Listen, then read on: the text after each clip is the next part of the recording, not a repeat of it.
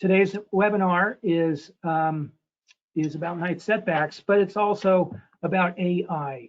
So Keith Gipson is our speaker, and I've known Keith. I don't know if I've known him. I just recently can say I know him, but I knew of him. I worked for him years ago. I'd say around the year 2000, 1999, 2000. Keith started a company called Silicon Energy with a couple of other guys, and I was one of the employees, although I was just kind of a worker bee and was terrified of the founders, so I never spoke to Keith. If he came, I was always stuck out into some closet or something. But anyway, I didn't realize he was a nice guy. I always just thought he was I don't know. I'm scared of him. That's all. So, but Keith's going to introduce himself and tell you a little bit about his history. He's a very unusual person. And I mean, just hearing his story would be something which would be totally entertaining for like 55 minutes. But we're not going to do that. We're going to learn about AI, and we're going to learn about night setbacks and what he's doing.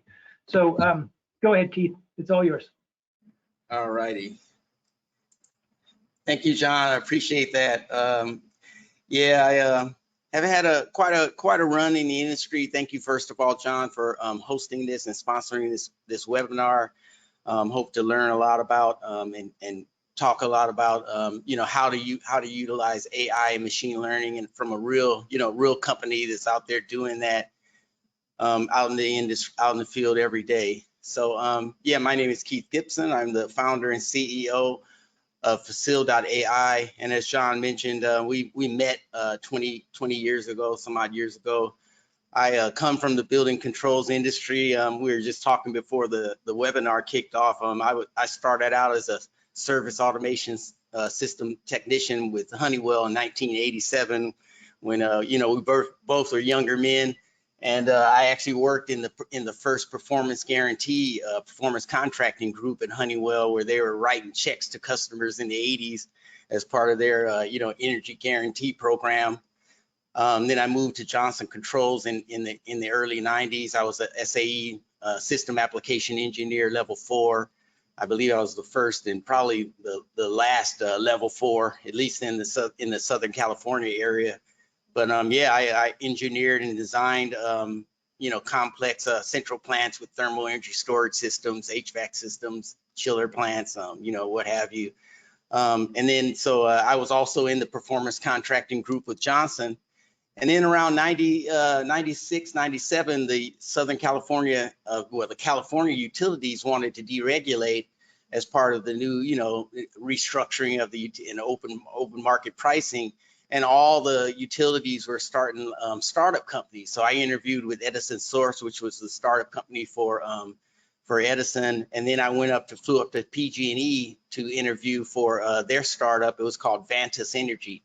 And yeah, I mean, basically the story goes is that PG&E came in and kind of took out the Johnson Controls Performance Contracting Group in the Southern California office. So it was like 4 of us. They swept us all out of there. So the PC group ended up being the core group of the first 12 people. We were part of the first 12 people that started Vantis Energy, which later became PG&E Energy Services. And we were tasked with building an enterprise-wide energy information system. And yeah, that led to me getting a little frustrated with the way things were going, and we weren't moving fast enough. So me, my boss, John Woolard, and another associate, Dale Fawn, we walked in December of 97, and we started Silicon Energy, which was the first enterprise energy management company. So we invented that space, got a United States patent along the way. So, basically anybody that's running web-based building control systems or energy management, that was part of my very broad and far-reaching patent back from the 90s, when people were saying it would be impossible to put a building control system, let alone many of them on the web. So been doing a lot of interesting things. In 2004, I actually started a company called Shield Ops, which was featured on CSI Las Vegas. So I was doing AI back in 2004, so 20 years ago. We used AI to fight crime. And we put hundreds and thousands of bad guys in jail using AI and machine learning to predict crime, process evidence, The Orange County Police Department, which we beta tested it at, was the most successful police department in the whole world, according to Interpol. And that was because the two-man shop, who were my partners, utilized AI and machine learning 20 years ago. Went to NBC Universal Studios, where I was actually the Teletrol dealer there. So I was installing HVAC stuff, and found out where they were shooting CSI. So I went over there unannounced and sat down with the writers, and I said, hey, I pitched them on a story. I said, hey, how'd you like to use real AI software on your show? And they're like, what are you talking about? So all that fancy stuff that you see on CSI where they're matching evidence and all this stuff, that's all fake. And our episode, Coup de Grace in 2004 on CSI, there's a link on my website, but it kind of shows it, prosecuting the evidence and going through bullet fragments and all that stuff. All that stuff was real. So bottom line, been there, done that, and done a lot of stuff in building control systems as well as AI and enterprise software companies. And I think that's all come together nicely at Facil.ai. So just went through my background, so I don't need to do that over again. But yeah, I've done a lot of stuff. Thank you, John, for this opportunity. I also want to thank my VP of AI and machine learning, Paul Campbell. We've been on this road together across 4 different companies, starting with Silicon Energy and even before that. So Paul's been with me across 4 different companies. So he's my right-hand man, and he makes sense of all my scribble scrabble and my my drawings and my ideas and stuff. He kind of puts it to paper and makes it work for me. So I really appreciate Paul Campbell. And then also thanks to Brian Tarbert. He's an old friend of mine. We go back 20 years as well. I kind of ripped off his presentation of our. We're partners now, so TCS is actually OEM in our AI technology, and I just really loved his presentation that he was using on our behalf, and that's where the whole adapt, don't react, adapt, and really everybody knows. So the theme of this presentation is everybody knows, and we're going to dispel some of the stuff that everybody knows. So thank you, Brian, for allowing me to utilize your approach. And yeah, let's get started. So buildings, we all know that buildings are the largest energy users, 40%. We've heard this statistic over and over and over. They're the largest users of energy, and unfortunately they waste 30% of that. And we're going to find out why. Nothing's changed in 100 years. We have all this advanced technology. I mean, in some ways we're actually better off with the old pneumatic RP controllers from Honeywell, because at least you had to have some sort of knowledge before you could change the settings on that. And if most of the time when you're back in the pneumatic days, you'd have some, we call them knob twisting idiots, or KTIs. They would kind of go in the panel and start turning on everything and screw it up, and then they'd have to call a fitter out or a Honeywell representative to fix what they did. And it got easier and easier and easier to screw stuff up. The more advanced we got on our GUIs and the more advanced we got as far as our front ends. At the heart of it, I'm a big believer that really most building control systems are not as screwed up as people would have you think. We need to get out of the business of trying to manage the management system. And so that has been a goal of mine for many years. And then the other problem is that there's a lack of connectivity. Most building control systems are closed and or proprietary. Yeah, there's a few open, and when I say open backnet systems, I always put it in air quotes, it's like open backnet. So that's a problem. And then all these things contribute to a lack of efficiency. So they're just not operating at their peak efficiency, but there's lots of potential there. So let's talk about what everybody knows. Everybody knows we only use 10% of our brain. Everybody knows that. Dad told me lightning never strikes twice in the same spot. His dad told him that. And then my mom said, every little kid knows about the 5-second rule. Drop your ice cream on the front lawn. Man, as long as you pick it up within 5 seconds, you're good. The problem with what everybody knows is that this stuff is wrong. We do use 100%, nearly 100% of our brain. We don't use only 10%. Lightning, of course, strikes twice in the same spot. And of course, bacteria don't have a stopwatch.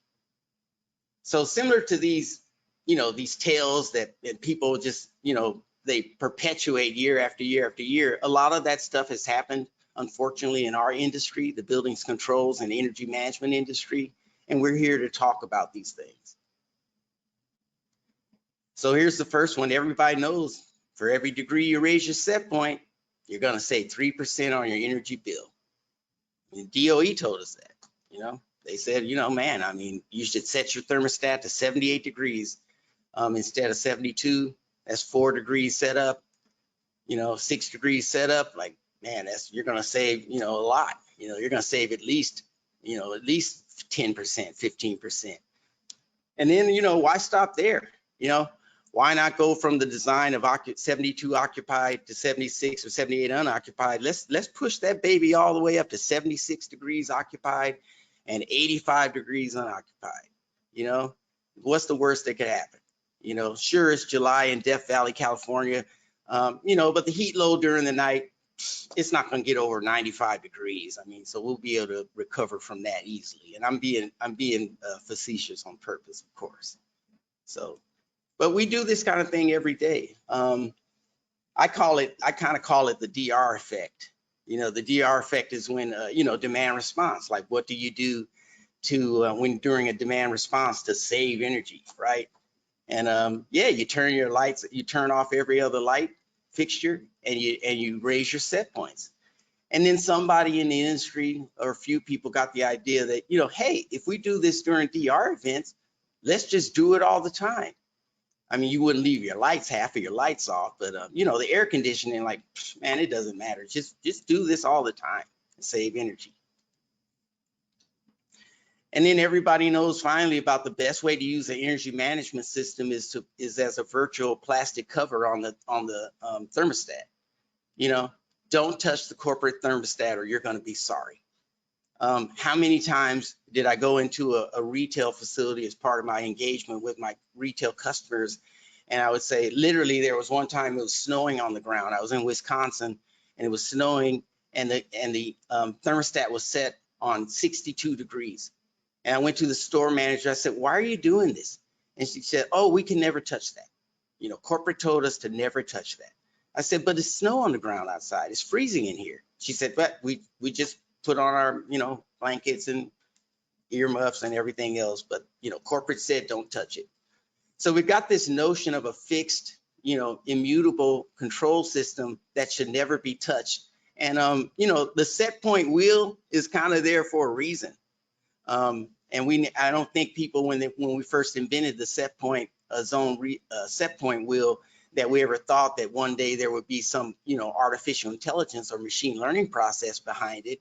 But yeah, it's not supposed to be static. Like your 74 degrees does not work the same way in Anchorage, Alaska, LA, San Diego, Texas, and Florida, where there's high humidity. So, I mean, this stuff kind of seems obvious, but this is the kind of stuff that we're going through and we've been going through for the last, several decades. And it's time to question what everybody knows. So I question things all the time. In 1997, I questioned whether or not you couldn't use the web for a building control system. Like, I thought that was ridiculous. You're doing everything else on the web. Why couldn't you put a building control system on the web? So, every few years, I kind of reset. I mean, I'm always questioning everything, why this works and how come you're not doing it this way. And I really get on, I really annoy people, I guess, but that's just part of my curious nature.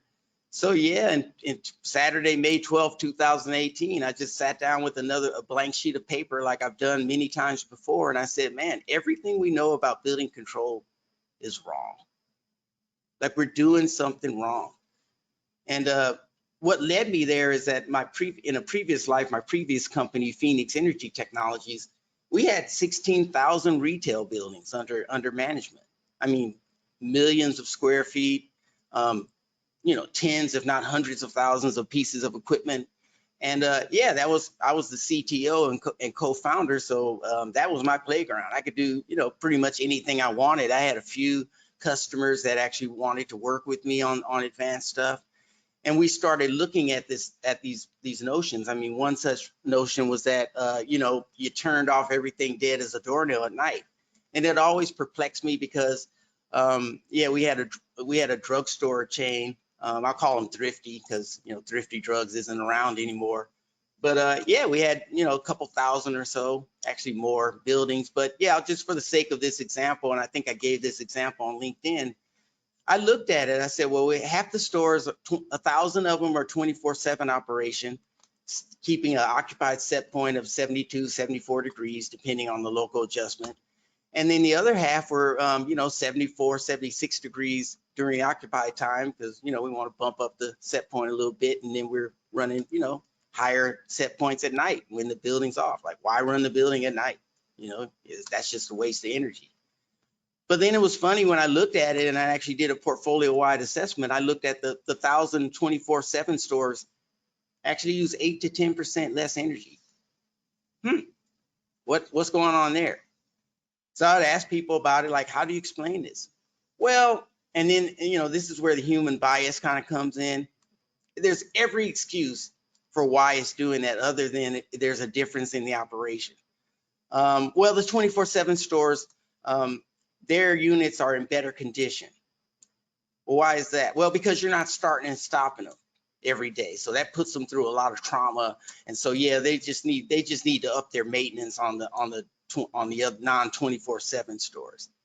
And then that didn't pan out. You look at the maintenance records, because we have records of this kind of stuff. You look at the maintenance records, and then you find out that, actually the maintenance was about the same, except the 24/7 stores were slightly lower, but not enough to make any significant change. Pretty much. So I started looking at, there's got to be something. And I started thinking about, I'm a big car guy, right? I was an amateur race car driver. I thought I wanted to be a professional race car driver, but that stuff is pretty hairy. So I quit that. But yeah, I was racing cars, and I'm a big car guy. Build my own engines, tune them, and all that stuff. And yeah, I started thinking about the difference between a car going 55 miles an hour down the road and a car in stop and start traffic. And I was thinking about that. I said, much like a car, could a building have momentum?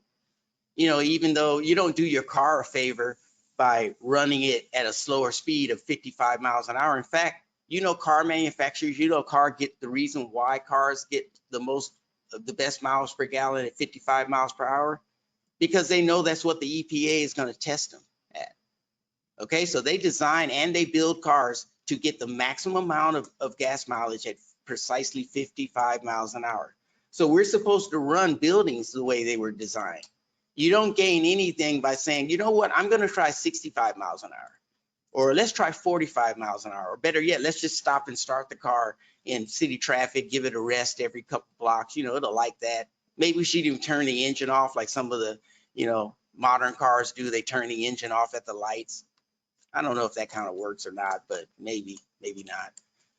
But anyway, we alter the design of the building, and we run it, and I don't think too many people really thought about trying to keep a building at steady state and coasting along. My buddy Dave Sumption, he's my old boss at Honeywell and Johnson Controls, and he's part of our company now, but he always called them airheads. He always said the problem with HVAC folks is that they're airheads, and so we have this air side thinking. We think that convection is the only way the energy is transferred through air. But yeah, there's conductivity, with direct contact, and there's convection through the air, and then there's radiation. That's why it's so hot inside your car, by the way. If you park your car in Vegas and it's 105 degrees outside, your dashboard, your seats, everything is very hot. That air coming out of your AC unit doesn't matter at all. You're not going to get cool unless you cool down the interior of that car first and stop it from radiating that heat on your back and on your front from the dashboard and stuff. Same thing is true with the building. So, there's an infrastructure in a building. So I got this notion, I called it building as a battery. And there were other companies that kind of coined that phrase, building as a battery. I was ridiculed, laughed at, people said, I don't know what I'm talking about, but we've actually proven this thing out. We've been doing this for 20 years. I started on this building as a battery concept in 1999 after I left Silicon Energy. And so, yeah, we proved it out in commercial buildings that, yeah, a library, we did the LA County system. And so, yeah, libraries were great because they had all these great books in there, and they were, heat sinks. They would store up all that cooling energy. At night, we would pre-cool the building, and then it would just dissipate during the day and come out. So, yeah, it didn't work in every building, but I never tried it on a retail level at scale until 2018. And then, pretty much that's what was led to start Facil in March of 2020, right before the pandemic. So how are we able to do this? Well, like, as I mentioned earlier, most building control systems, they really do want to work well, and they're really tuned up. They have the potential to work well. It's just that we fiddle around with everything. We're biased. We have perverse incentives. Like we let comfort suffer. We know if we set a set point, for example, from 72 degrees to 76 degrees, we all know, wink, wink, that 76 degrees really means 78, 79, 80. I mean, there's a thing called a deadband and a throttling range, and you're pushing your control down to the set point. So your set point's at 76, so it has to stop at 78 so it doesn't overshoot. So we really know that translates into warmer temperatures inside. Most of the time, we just don't care. We just have a perverse incentive. We say we want everybody to be comfortable, but really, at the end of the day, we want to save as much energy as possible. And if we err on the side of comfort being compromised, that's fine. Unfortunately, that doesn't work. So we end up shooting ourselves in the foot by trying to save energy when all we really had to do was to return the building, or let a machine return the building to its proper operation anyway. And then you wouldn't have to have comfort suffer. In fact, we increase comfort by 30 to 40% with our solution, and our comfort range is 70 to 74 degrees. We never raise the set point above 74 degrees. So, and we still accomplish millions of dollars of savings for portfolio customers. Sometimes in 1 month, we've saved a retailer 1 month. Last results of a very prominent retailer. Yeah, we saved them $1 million in 1 month, and enhanced their comfort and reduced their maintenance by 40%. And we've been doing that for 2.5 years straight. So the savings actually persist over time. And the reason is because we're running the same old PID loop, circa 1920, same old proportional, with error. I always say if you're using a PID loop to drive your Tesla, it would go off the cliff, you'd get killed, and then your steering wheel would probably adjust itself at the bottom of the cliff in the wreckage. It'd say, oh, I went off the cliff, I need to adjust it. PID loops by nature are reactive. Like, they literally can't make a change. And guess what? The change is proportional with the amount of error. So we have to make a big error with a PID loop to make a big change. That doesn't make sense, does it? Wouldn't you want to have some sort of forward prediction capability with AI and machine learning, where you could actually head off and see the curve coming and adjust the wheel before you fly off the curve? So yeah, this is what the application of PID plus AI machine learning. And by the way, you really don't have to rip out your legacy and sometimes proprietary systems. We have software gateways that we gateway into the systems seamlessly, and systems are getting more and more open all the time. And yeah, there are a good deal, the majority of open systems. Like, most of them are BACnet compatible, but we run across both of them all the time. So yeah, there's no need to throw out your millions of dollars worth of assets. You can breathe new life into your existing systems. So no need to rip and replace. There's no ROI in doing that most of the time anyway. So you can have the best of both worlds. Tune up your existing system, bring to bear all this additional information at the bottom of the screen, like history, yesterday's weather, occupancy, schedule, all these drivers of energy use. So I kind of look at this diagram, the bottom diagram, and I look at the top one with the PID loop only, and I say, how could you not save 10, 20, 30% on energy by bringing all this technology to bear and keeping the human beings out of the loop. We use a subset of AI and machine learning. It's iterative learning control, ILC.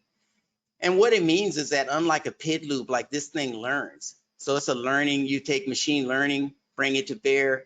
So it takes what you're doing currently and what you did in the past to inform future decisions, and that gets fed back right into the loop. So literally this is the ultimate in closed loop control. It's not open loop control, it's closed loop control, and it just gets better and better and better. I've also found that the more complex the system is, I mean, sure, we can control, thousands of simple RTUs, cookie cutters, retail stores. That's easy if you have the right, solution. But yeah, we can control complex central plants in a data center, mission critical. The more complexity, machine learning kind of laughs at that. Like there's no, how many millions of rows does it take to overwhelm a machine learning modern, SQL Server instance? A lot. It's much more than any information we could bring or telemetry we could bring. So I mean, right now for a typical control system process, we're doing 5-minute intervals. We could do 1-minute intervals if we wanted to, but yeah, 5 minutes seems to suffice. And yeah, we put all that stuff back into the system, and that's how we get better and better and better. I talked about doing this stuff 20 years ago. That was based on a paper from James Braun called Load Control Using Building Thermal Mass. His first paper was written in 1990. It says reducing energy costs and peak electrical demand through optimal control of building thermal storage. So, that was, I kind of got turned on to Peter Braun, to James and his brother Peter Braun. Back in 1999, I actually worked with them at the University of Southern California. We did some trials on their campus using this infrastructure, thermal mass of the building. And yeah, he's got the strategies laid out in his white paper. I mean, we're still trying to get to the 41% energy savings using the maximum discharge strategy. But, we haven't gotten there yet, but we've gotten close. I mean, on some customers, we've gotten up to about 30, 35% energy savings. And you can see flat out that the first one, night setup, setback, which everyone is using, there's 0% energy savings there. In fact, I call those maximum energy waste mode, because you can't waste more energy than doing a night setup or night setback, despite of what, everybody knows. So that's up to, yes. Can you tell us what is the maximum discharge strategy here? What is it? So the maximum discharge strategy is you're full on pumping as much cold air into the system that you can, and you saturate it at night. So there's a balance between oversaturation and wasting energy, overcharging the battery, if you will, and then maximum discharge and minimum mechanical use during the day. So yeah, that maximum discharge, ideally you would charge up the building all night long right before opening, and it wasn't too cold in there. It might be 67 degrees, and then you're not going to run any mechanical cooling during the entire day. So that would be the maximum discharge strategy, and that's shown on the lower left. So yeah, and there's 15,000 different combinations of these 5 strategies that you want to use. So light pre-cool, moderate pre-cool, extended pre-cool, slow linear rise, and maximum discharge. So we found over the years, like we've done enough machine learning and analysis. We kind of know what the basic load shapes are of the building of the zone control are. It's just a matter of tweaking those now and putting in different settings. So you got 24 settings times a 5-degree comfort range, 70 to 74, times a 60-degree band for the outside air. That's 20 degrees from the 65-degree balance point to the 85-degree max. And then you've got 5 different strategies. So that's about 15,000 different permutations of these strategies. So our system actually goes in and tries out. They're like playing cards. Like it just goes out and tries each one of these different cards. And then when it finds one, we get a general approach that, with extended pre-cool is going to work the best for that particular zone. Then it drills down even further and starts switching in values across the dynamic range of the outside air and wet bulb and humidity and occupancy. And it does this for about 2 to 3 weeks, and it fine tunes that, and then it just kicks that strategy off, and you start saving energy, and it just continuously fine tunes the strategy. One thing we learned in our system that you have to actually put in a disturbance every once in a while in order for the machine to discover new and unheard of insights. So occasionally we might throw a monkey wrench, so to speak, into the process and just say, what would happen if I added 5 degrees to the set point right now? And of course, when you're dealing with a central plant or something complex where you could dump off 2 chillers, what if I dumped off the second cooling tower? Well, suddenly you put 1 cooling tower on 2 1,100-ton chillers, and it doesn't have enough capacity. So you're going to dump the central plant off. So obviously the human beings and the experts have to put guardrails on the AI. A lot of people are scared of AI for this reason. And that's why you have to have the controls expertise as well. And we call the process actually machine teaching.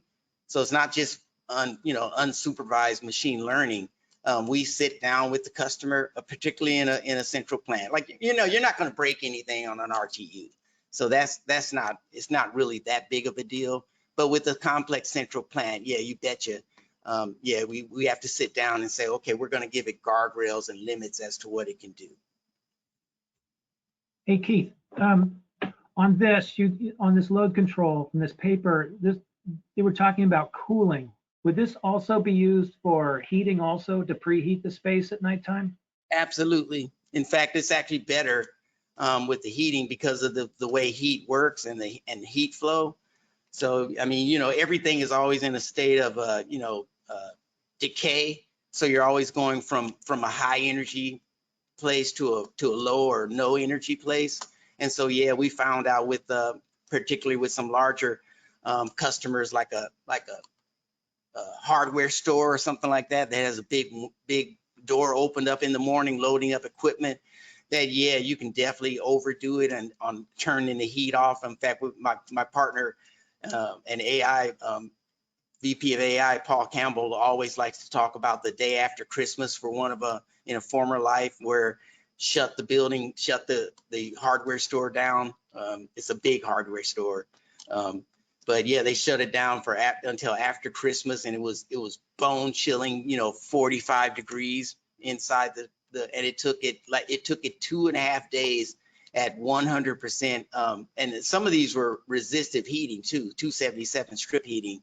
So the peak was actually set for that customer in the dead of winter and not the peak, not summertime. So yeah, you betcha, John, it works the same way. Energy is energy. It's just the direction of the flow.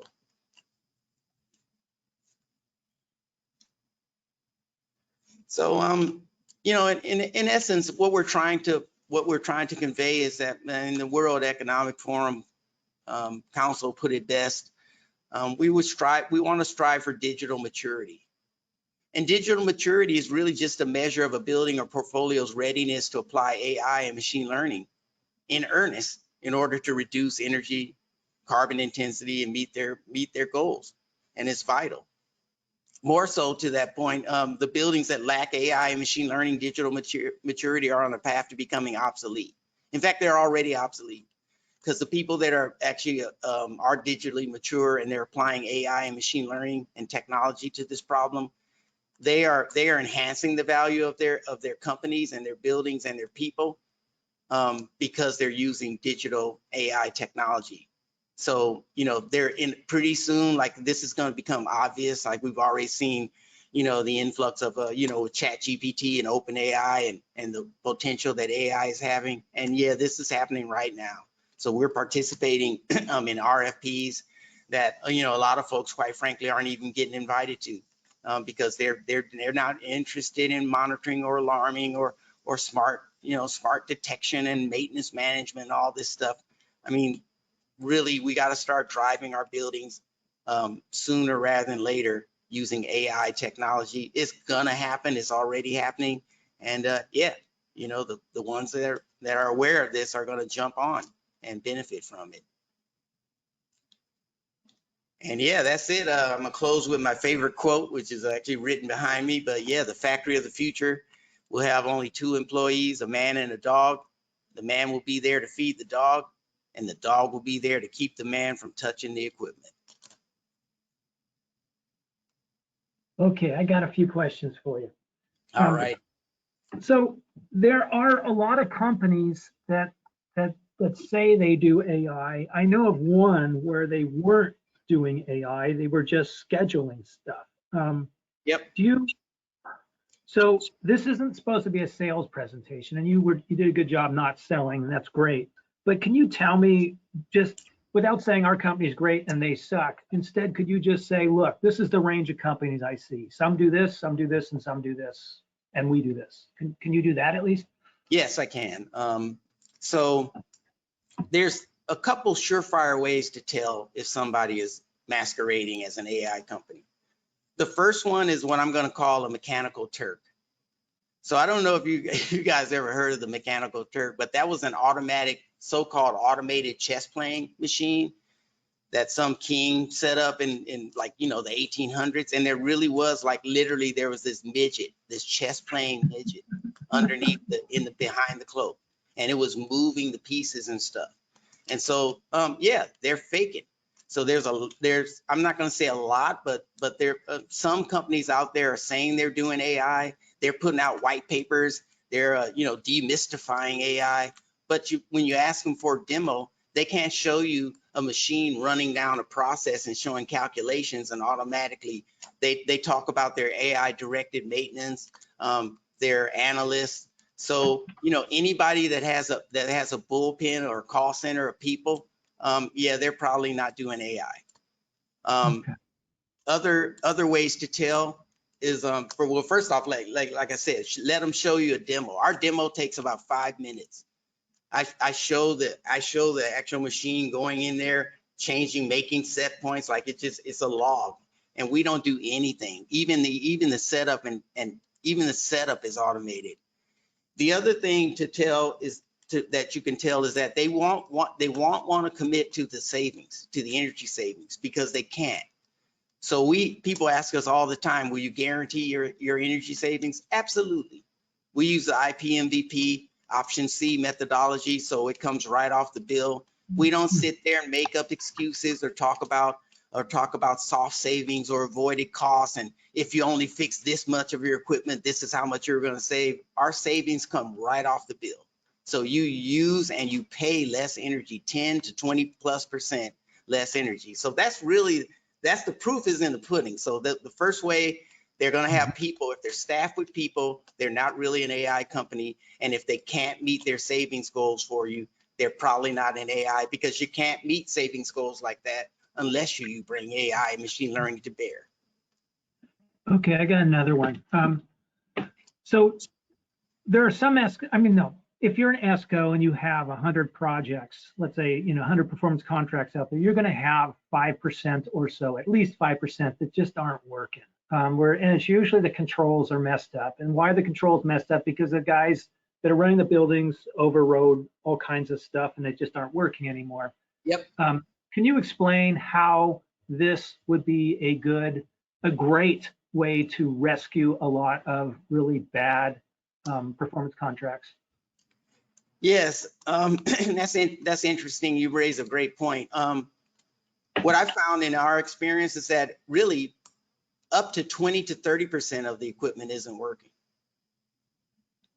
and that is the real number. So in a typical engagement of ours, we're only able to optimize 20 to 30% of the portfolio. But that's not where the savings is not in trying to fix the equipment that's broken. The savings comes from optimizing that 60, 70, 80% of the portfolio that you think is running well, that is not running well. So there's always potential. In fact, the stuff that is not running well and is not optimized is actually within tolerances. It's not going to alarm. It's not even uncomfortable, John. It's not. And I think we went over this in detail when I was going through an M&V of one of my customers. But yeah, the saving, everybody's looking at the 20 to 30% that's broken and not working, and they need to be looking at the 60, 70, 80% that you think is working well, but is not optimized. Okay, so that's really interesting, because the way I've always looked at it is, you know, systems like yours can't work until you first send real humans out there to fix everything. Nope. And then they can maybe work. But what you're saying is, no.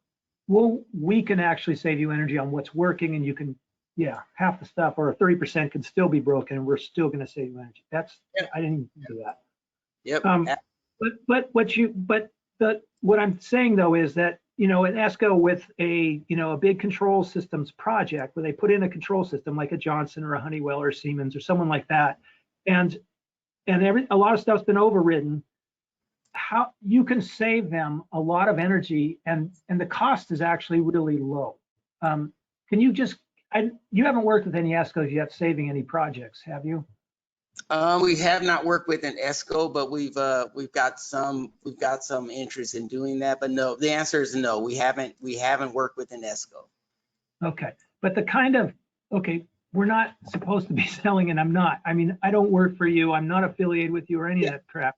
But I remember, because I talked to you months ago, and the cost per, what was the cost to install one of these things, one of these systems, let's say on a library or just on a library, let's say. So we have a SaaS business. It's a subscription. So there is no cost to implement. We pretty much, we connect to the existing building control system that's there. And so there, generally we like to do, a pilot beforehand to prove out the system and the savings.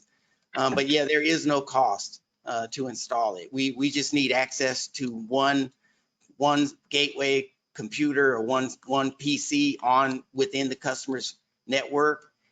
And we run an application on, usually we literally run it on a front end or something that's already hooked up to the building control system. And then that allows our system to gather telemetry from the local control system on the network, and then it ships that out through like a web browser, like a person sitting at a browser. It just ships it out to our website and picks up the optimization commands, and then they get executed on the other side.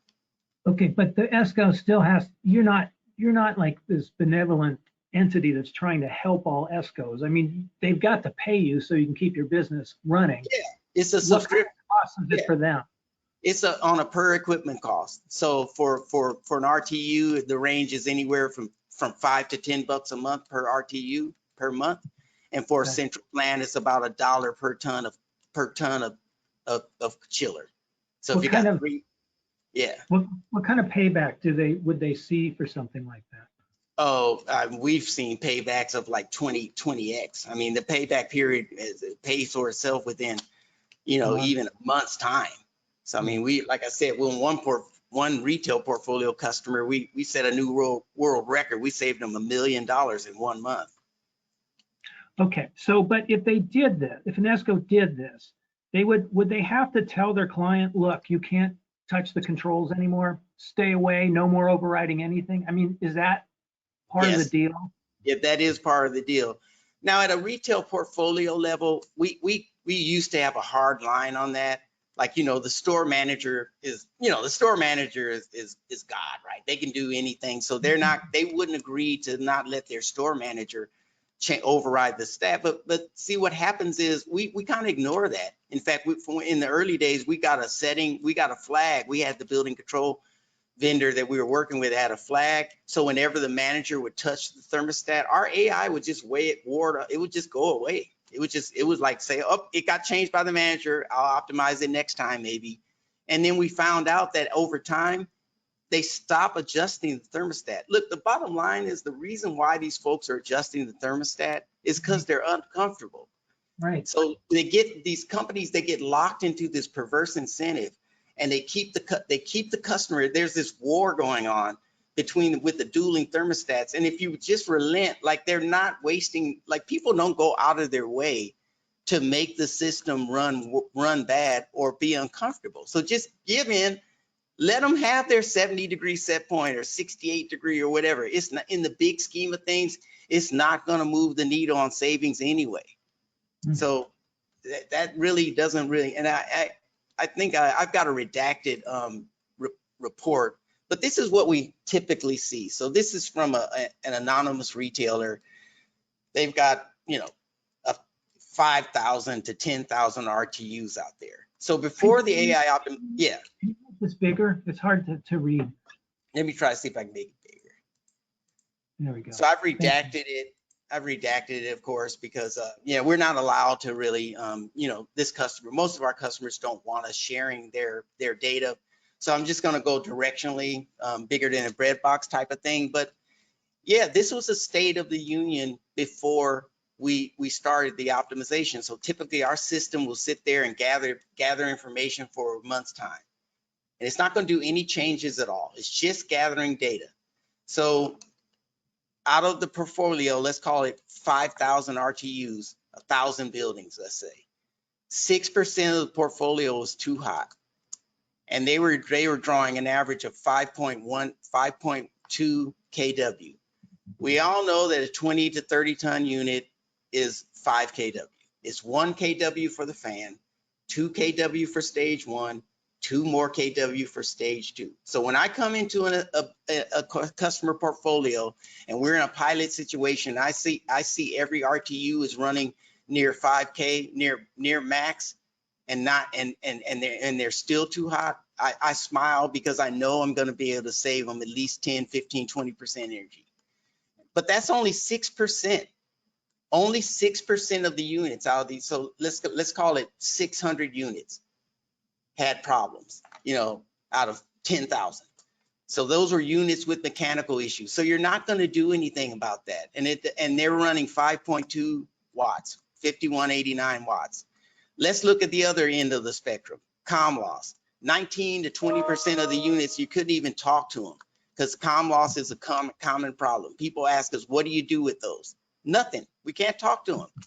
So right from the start, we can address 25% of the portfolio, but that's not where you're losing all the money. If you look at the static set point, well, let's talk about overcooling. So that 6%, they were less than set point. So the set point was 74 degrees in this case. Oh my gosh, you're wasting energy because they're overcooling. No, you're not. Those are using half as much energy. They were using like 2.5 kW. Those units were in good repair. They're strong. They're all charged up. Only 6% were overshooting their set point of 74 degrees, and they were using half as much energy. So that's not the problem either. Now you look at the 21% with the static set point. Only 21% of out of the entire portfolio could make the 74 degree set point.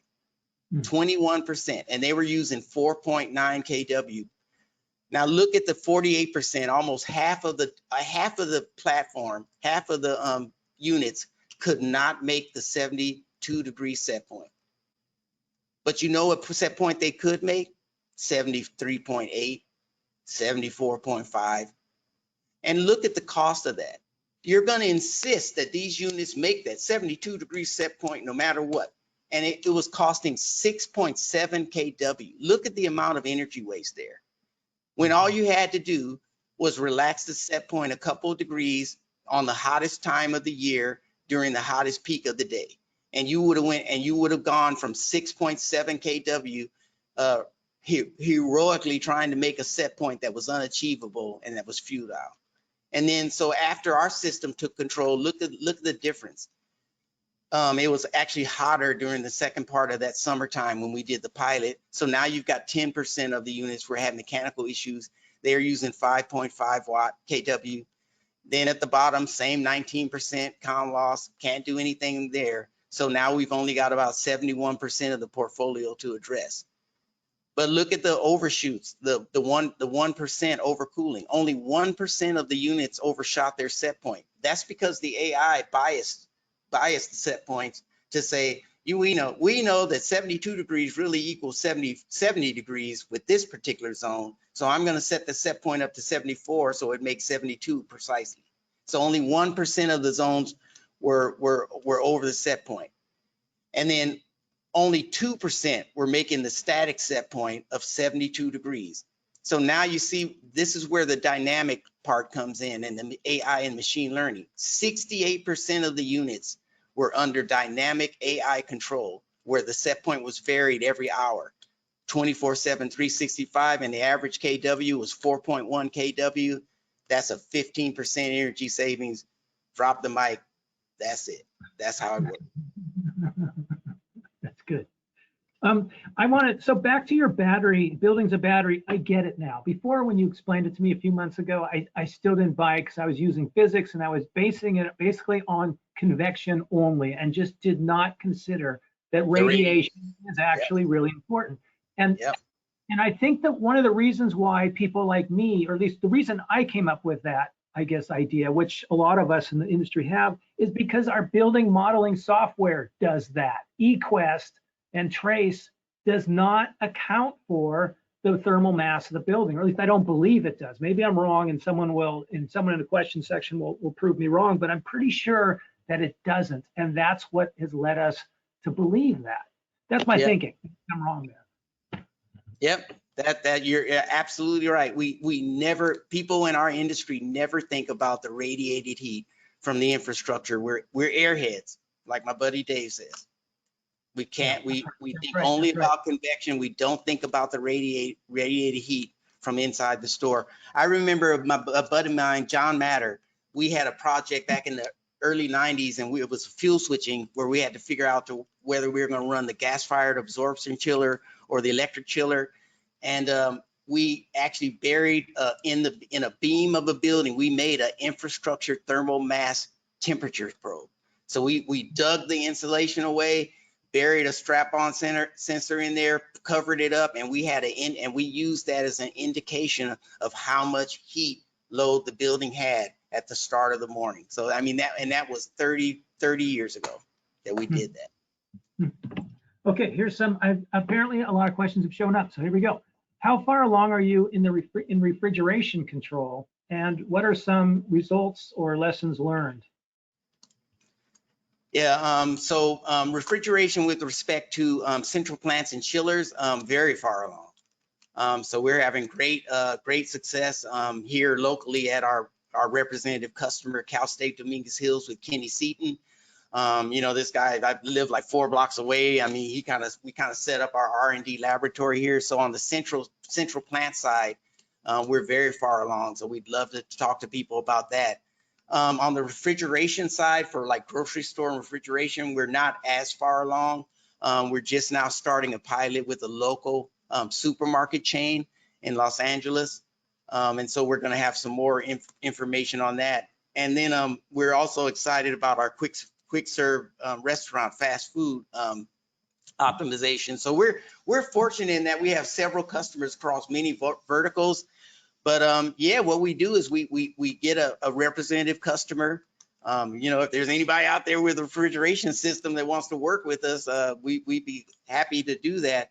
But yeah, on our fast food side, we're working with a customer right now, an early customer in the LA area, because I found out that like fast food restaurants are actually the most heat and energy intensive buildings in the universe, like even more than a data center. So that kitchen area, and it, you know, it's throwing us for a loop a little bit. I mean, we tried our building as a battery strategy, and we tried other stuff, and it actually backfired on us. But you know what, John, we're learning.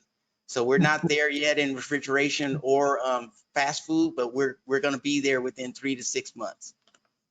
Good. Okay, here's one. If you pre-cool the building at night in a humid area, you may take it below dew point.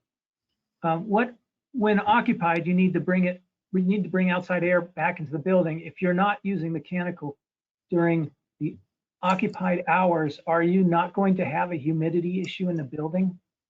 We will have a humidity issue, and yes, you do have to take into account the relative humidity. So yeah, you've got to limit your outside air intake, you know, as much as possible, especially through the economizer cycle. You know, you're going to have to change that economizer cycle to account for that. Yeah, humidity is a huge problem, especially in Florida and places like that. But yeah, I mean, we bring as much information as we can to understand the problem, and you know, we're control geeks, so we understand that problem as well. But yes, that is an issue. So you have to take careful account for that humidity. Absolutely. Okay. Here's another one. Is it possible to implement this kind of AI, ML teaching system to a customer like K-12 or a Muni that has simplistic programmable Wi-Fi enabled thermostats like the Pelican system or Yes. something like that? Yes, you can. In fact, we're actually literally using some Pelicans with our supermarket client. And yeah, I mean, even in some of our retail customers, like they're using really it's a glorified thermostat. I mean, it's a digital thermostat. I mean, that's what we can control that as well. So yeah. Okay. Here's this is gonna be a hard one, but I think you could do it by giving us a sample building. So what's a typical annual subscription service fee range? So maybe you can pick a sample, you know, hardware store that's 20,000 or 30,000 square foot, and maybe pick a central plant for, shoot, I don't know what, just something like that. Sure. For a typical university customer, typically they would have 3,000-ton chillers. So that's 3,000 tons of cooling. We charge roughly it's about a dollar per month per ton. So that would be a subscription of $3,000 a month. And it's between $3,000 to $10,000 a month for that type of optimization. And the idea is that you're going to pay that back within a 3 to 6 month time frame, where it doesn't pencil out for you. Okay. And does that include the HVAC and the chillers, or is that just the central plant? That's just the central plant. So when you start talking about optimizing at the coils and at the air handling unit and stuff like that, then we would do it per AHU or RTU. And I think that's between $5 to $15 a month per piece of equipment per month. Okay. I think that was pretty good. I think that answered that question. Okay, here's another one. Okay, good. So I got corrected. Thank you. I was thinking, Mark, thanks for correcting me. He said all modeling programs do consider thermal mass. So I got that wrong. Okay, let's see. What's this one? What would you say to a younger person with a lot of HVAC and BMS expertise who is interested in breaking into the energy services industry? Ooh. Yeah, that's really needed. Like the young people are not going into our trade. Like it's so hard to find automation technicians, and I mean, I think they look at it like it's kind of a low level profession. But I would say with the advent of AI and machine learning, I definitely would study up on machine learning and AI. Like I would definitely learn Python or R. So you want to get your chops up. Everything's moving towards software. So yeah, I would say focus on software with a particular emphasis on machine learning and AI and Python. Get your TensorFlow skills up to speed. And yeah, as more and more companies like ours come to life and start gaining traction, those are going to be the jobs of the future jobs of tomorrow are going to be analytics software engineers with AI and machine learning expertise. And with that, coupled with the control experience, you're a two-shot wonder. Like that's going to be a double more bang for your buck, because there's a lot of AI companies out there, not a lot, some that they know everything about AI. They're even writing some of their own AI, but they don't have a clue as to how a building works. That's right. That's right. That's right. What about lowering water temperature or post-purge a boiler? Can you control or optimize that? Yes. The good thing about the way our engine works is it's not equipment specific. So we took the airside control from the RTU and scaled it up to a central plant control system. And really the heart of the system was actually created for a CSI system. So you really want to think about this stuff as a generic correlation engine. Okay, so it's just looking at inputs and output. And it doesn't really matter. We can control. I kind of came to the conclusion that, you know what we are, John? We're a motor management company. RTU is nothing but a motor. A compressor is a motor. A chiller is a big honking motor. Like we're a motor optimization company. Like that's what we're doing. So it really doesn't matter. We don't need, unlike other other folks in this area. We don't need your nameplate data. We don't need to know how many tons the chiller is necessarily, or what the pump horsepower is, or the curve. That's just a smokescreen, I think, for the most part, because I think what people are doing is they're manually using people and we're doing regression analysis on the equipment and trying to model the equipment in a model, like just like what you talked about. And your input and output is only going to be as good as the model that you can build. We don't need a model. We got the real equipment there, and we're getting all the telemetry from it that we need. So we don't need to model anything. The only model that we build is the model of the real equipment, and it doesn't matter what it is. So any local loop, control loop can be optimized. It doesn't matter if it's a boiler, chiller, RTU, air handler, thermal energy storage system. It does not matter.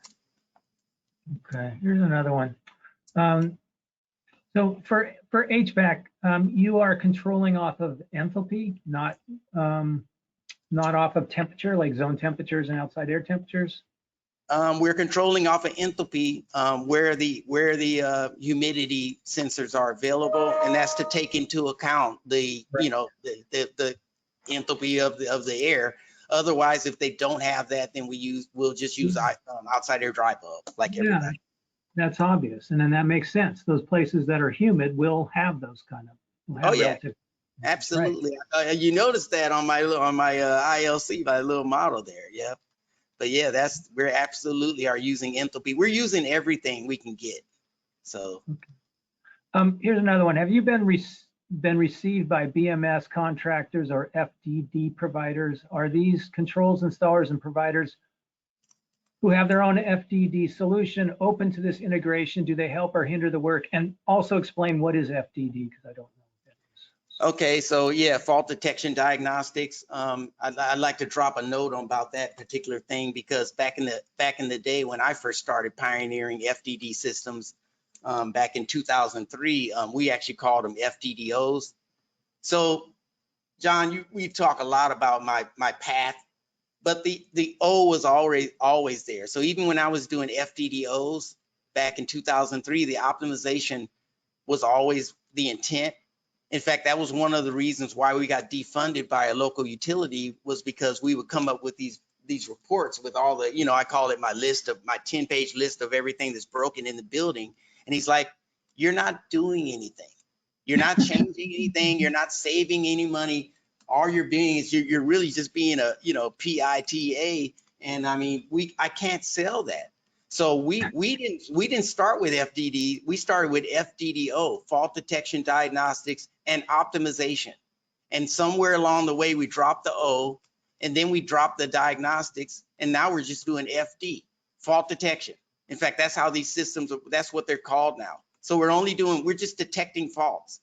We got to move past the fault detection to diagnosing issues and actually correcting them in an automated, scalable way. So that's my whole thing on fault detection diagnostics and optimization. If you're not doing the optimization, what's the point of it? All right. One of the Chad here wants to know how to get in touch with you to learn more about working together. Can you go to your last slide or something that has your email address on it? Let's see what the next one is. Okay. When adjusting water temperatures lower, you can save more money than lowering air temperature. How does AI tell the difference? Well, it's a correlation engine, so it's going to look at what you're trying to find is the balance between the air and the water side. So, for example, let's take a central plant. When is it more efficient to run the chiller and lean on more on the chiller and the mechanical cooling than the cooling tower? So that's a ratio. So you continuously have to calculate which piece of equipment or strategy is paying off better. I talked about, me and John Matter with the do I run the absorber or the electric chiller? I mean, it depends. What's the efficiency? So if you're not measuring the efficiency, kW per ton, what have you, how can you make something more efficient if you don't even have the definition of efficiency, which is power utilized versus workable output? That efficiency is a ratio. So all these people talking about, we make your buildings more efficient. Are you taking into account the kW per ton or the usage or electricity? Well, we don't have meters. How could you possibly be making them more efficient? You don't even know where you're at right now. Okay, I got one last comment, then I'll ask you for another comment. So this is mine. So what I don't get is, okay, let's assume that you are right, and that your build, well, maybe let me back up. Is it possible that your whole idea of building as a battery works on some buildings, but on some buildings that are thermally light, no, it doesn't work? Is that that's probably true, correct? It is true. It absolutely fails on I mentioned it before, the QSRs. We've been working on QSRs for a year. And What's because a QSR? fast food restaurant, quick serve restaurant, like McDonald's, you know, Burger King, that type of thing. We're still trying to figure that out. So yeah, building as a battery, we're like, oh, we'll just cool it down and then we'll get ready. It didn't do anything. I mean, it was total failure, but we learned from that. So absolutely, this building as a battery strategy is not going to work on every building. Strategy might not work, but the question is building as a battery. Maybe some buildings really aren't, or maybe it's just, it's not a Gaussian distribution. Yeah, maybe it's a Gaussian distribution. That some buildings are more of a battery and some are less of a battery. Your fast food problem may not have to do with the fact that it's less battery-like, but just that there's these other things involved, like there's fryers, refrigeration, et cetera, and that may be complicating things. Yep. Okay, so, but the second part of my question then is, what I don't understand is why is it that ESCOs and energy consultants like Abraxas, you know, we run these building models and, you know, using eQuest or using, you know, Trace or whatever, and we come up with these energy savings that come from doing resets. We get these energy savings, huge numbers. It's super, it saves so much energy according to these models. And so we believe it and we promise it to the clients. And, you know, a lot of times with the option CM&B, they're getting the savings. I don't know if they're getting it from the resets or, I mean, from the setbacks, but they're getting savings. I mean, they're usually meeting their guarantees. But my question is, why is it that we believe this? And it isn't just because the old timers told us, because we're getting confirmation from our models. Yes. And I want to know why. You are within reason, because what is the purpose of retro commissioning? Taking the building back to design. That's why you're doing it, because you're taking control from the customer and you're returning to these reasonable set points. So I mean, if people would just stop being unreasonable and stop being armchair energy engineers and raising set points, that's half the battle right there. So yeah, you're right, John. You are doing a good deal, because you're returning your customers. You're saying keep your hands out of the pudding and listen to us and run the building the way it was designed. But there's room for improvement even beyond that, because you're bringing AI and machine learning to improve upon that. No, I get that. I totally get that. Like you're not going to save energy by doing what the DOE tells you. You're just not. Yeah, there's two approaches to this whole building HVAC science thing. One is physics, based on, you know, concepts like convection, conduction, and all this other stuff. And you know, we have our equations, 1.08 CFM delta T. But the other one is just tweak stuff, or just really regressions. It's just look at the inputs, look at the outputs, find some relationship, and that's I think that method is better, because it's evidence-based, and ours is theoretically based. And theoretically based, just because it worked in some lab or something doesn't mean it really translates to HVAC systems, to a real RTU. It doesn't have to work in the lab. It has to work in my customer's building. Like that's where it has to work. That's right. But I mean, yeah, you take this low-cost tip here and you set your thermostat to 78 degrees occupied and 85 degrees unoccupied. That's the worst thing you could do. Okay, so for you ESCO folks out there who are still on the line, we had 102 at one point, Keith, and we've got 71 right now. So it's, you know, we're way past time. We should have stopped 15 minutes ago.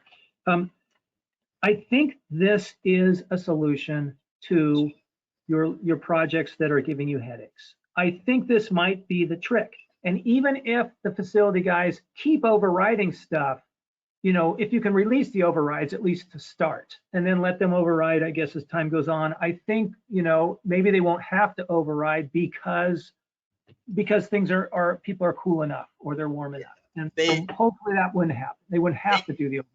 They cannot fight the machine. One more quick story about that. I had a theater chain customer, and we did a project with them where we were setting their set points based on occupancy. We actually counted ticket sales. We got a feed from their finance, from their operations and their finance people and their ticket sales, and we knew exactly how many people were going to attend each show. And there was only one setting, so this one theater was at odds with the energy manager. He would send the popcorn guy around every morning. It's a true story. He would send him around every morning to turn all the theaters to 65 degrees, full left counterclockwise. That was only one setting, 65, 65, 65, because I got to keep my customers comfortable. We're freezing, right? But so the AI, well, it wasn't AI at that time. It was just the control strategy. We were just trying to set the temperature to a reasonable 70 degrees. So it took control of it. It would set it. He'd set it to 65. It would turn it back to 70. And then they start saying, okay, corporate is overriding us, and they keep setting it from 65. So I want you to go around at lunchtime and set them all back to 65. So at lunchtime, he went down on his lunchtime and he set them back to 65. And then we started getting that. And then he started going, okay, it's 3 o'clock, go around and set it. So finally we started upping it, and we started resetting it every hour. And the guy still was trying to go around every hour, turning it down. And we set it to like 15 minutes, and we just ran him ragged, right? He just couldn't keep up with the AI, and he just gave up. And so, yeah, you can't keep up with the machine, man. We'll set it every minute if necessary. The machine is relentless. You will be assimilated. That's great. All right. Do you have any last comments? Any last things that you want to say that you don't think you said? No, I think I do have one. So we really love working with customers as partners to discover this stuff together. We don't have all the answers. I mean, I love working with customers that want to partner with me to try out stuff and just not be scared to experiment. And we typically will work with the customer on pricing because we're out there to get the learnings from the field, the real deal. And so we're very much open to working with customers on pricing and all that kind of stuff. But yeah, we're just having a blast just figuring out each one of these verticals and trying to implement AI at scale, which has been a dream of mine for a long time. All right, good. Can you go to the next slide? And so if anyone has any questions, you can contact Keith directly, or you can contact us at webinars and we'll contact Keith. Keith, thanks a lot. This was great. This was really, really good. And you convinced me. I mean, I wasn't convinced before, but you got me. You finally. Thank you, John. Thanks for having me. I really appreciate it. Good. Well, thanks, everyone. Thanks for showing up. See you next month. Okay, bye. Bye.